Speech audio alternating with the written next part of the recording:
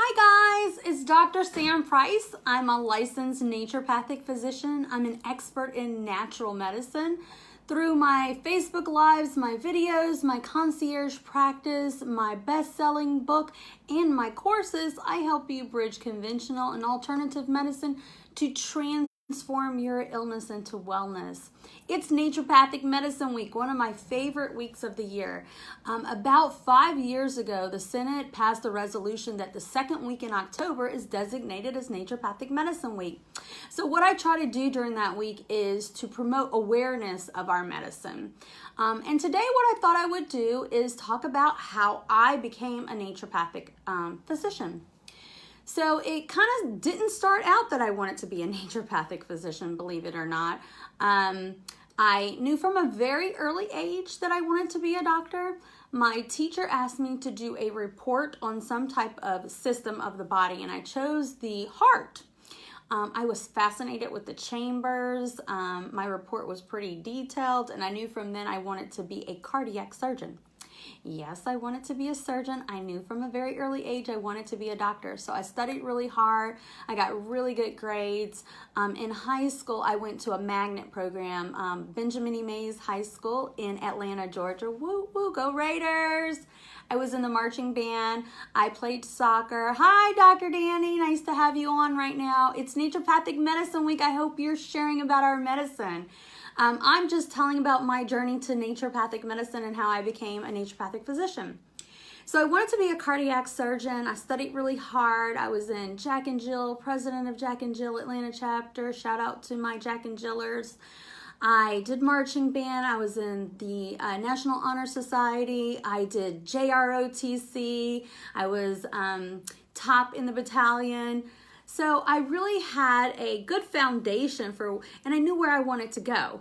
So I took a college tour and I found out that Xavier University in New Orleans was ranked number one in placing minorities in medical school. So I went to Xavier University, XU in the house. So I did really good. I got a Howard Hughes Biomedical Honor Scholarship. Kept that for 4 years, studied really, really hard, actually didn't go out to parties like some of my other friends. I worked during school too. So I worked 3 jobs. I worked at Buy for Less as a cashier. I worked for Dial America Marketing as a supervisor.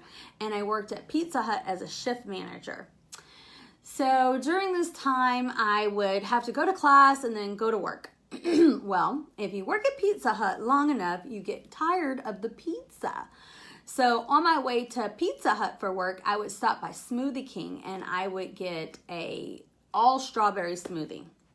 And I would drink my smoothie and it would kind of last me throughout my shift. I might make a salad because I actually worked at one with the salad bar. At some point during my junior year, I got very deathly ill. I mean, I couldn't walk. I was so incredibly tired.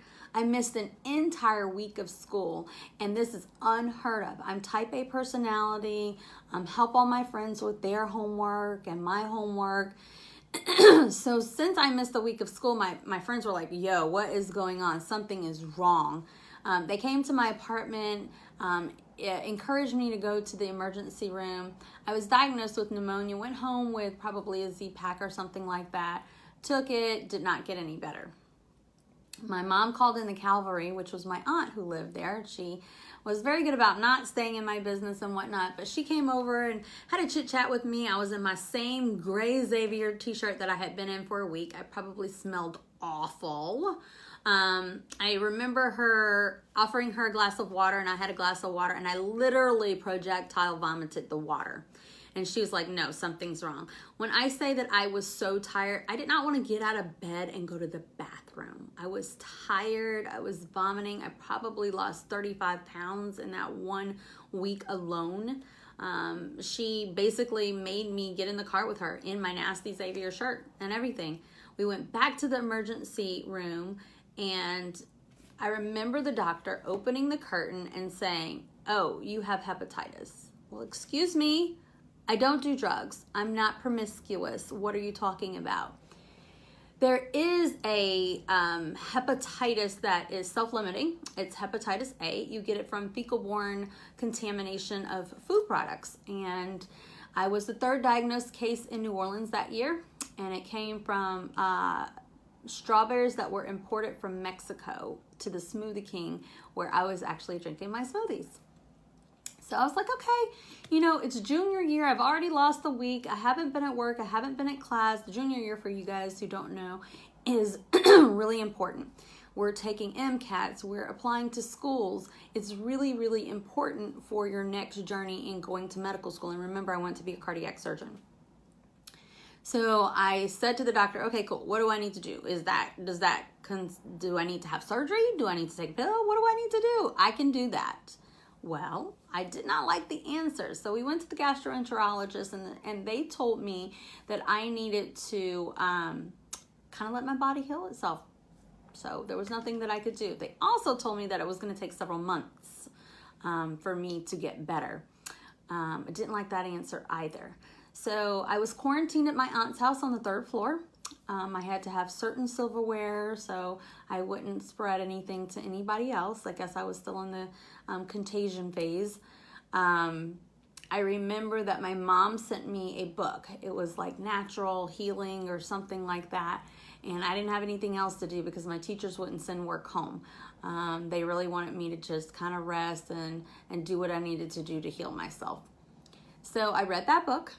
I asked my aunt to get a couple of things, to help strengthen my liver. I remember that milk thistle was one of them. I did that, and like in a week or two, I was all better. At least I thought I was all better.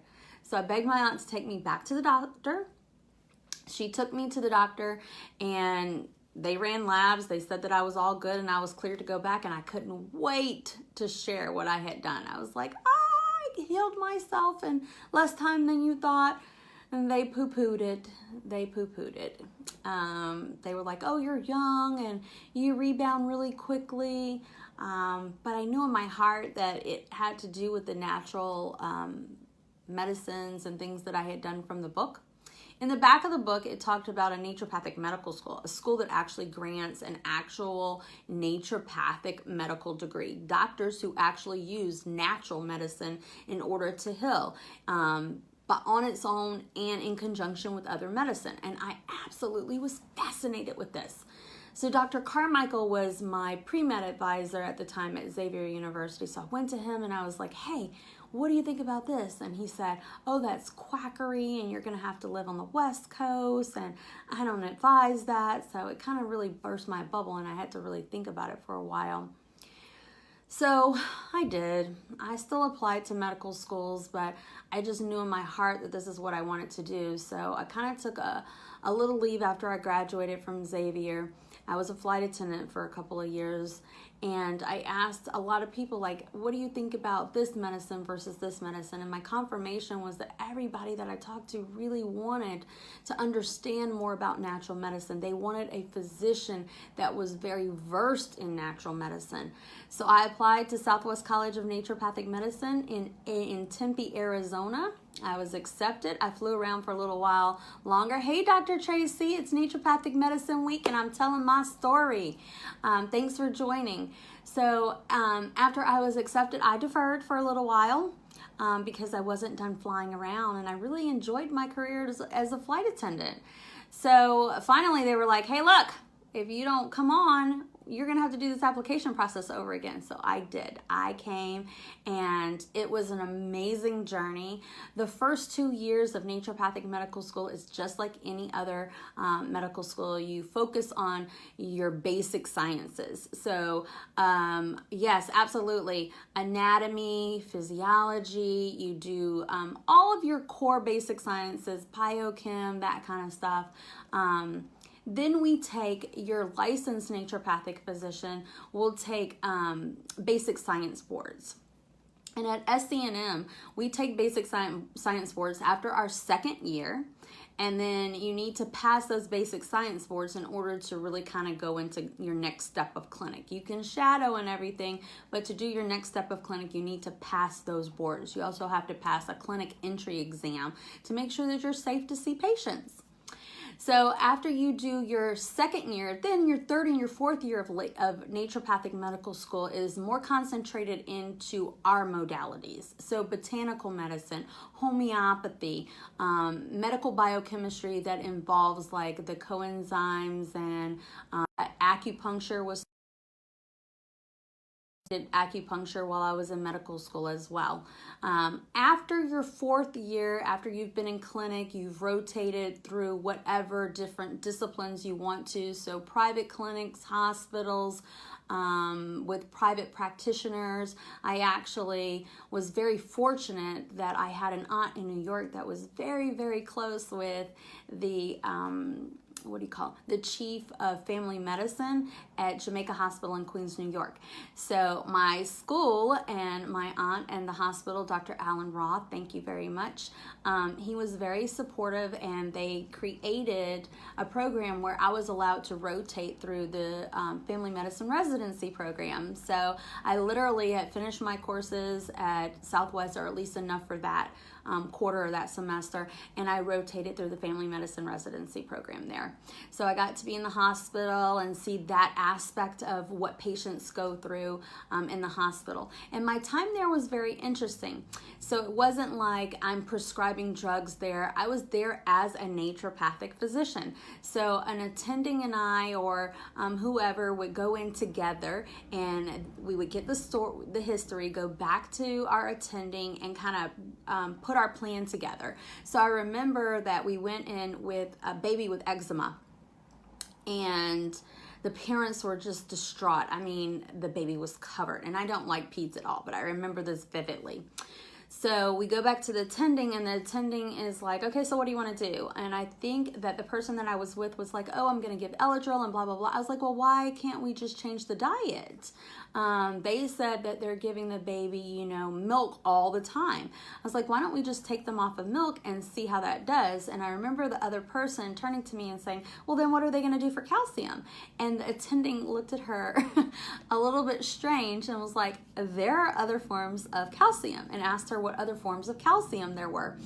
And she couldn't figure it out for the baby. And I was like, soy milk. There's all kinds of alternatives to dairy milk.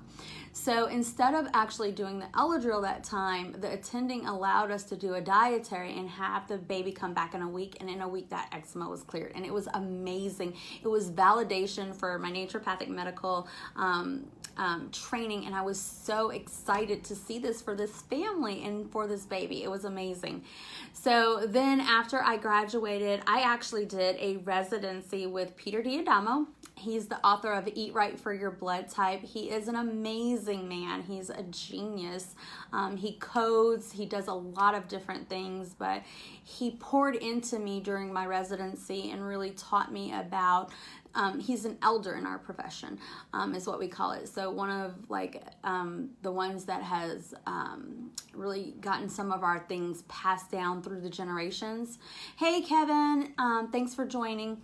So he poured into me. I learned about dermatoglyphics. I learned about blood type science. He wrote the book, The Genotype Diet, while I was there.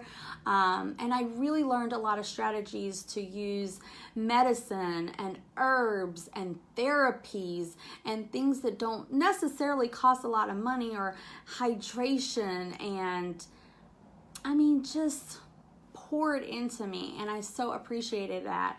So this is my journey to naturopathic medicine.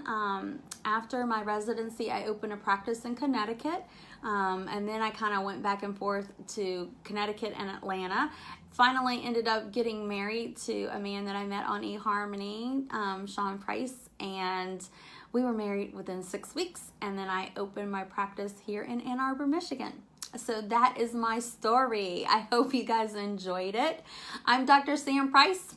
I'm a licensed naturopathic physician. I'm an expert in natural medicine through my best-selling books, my Facebook Lives, my concierge medical practice, and other educational events and retreat.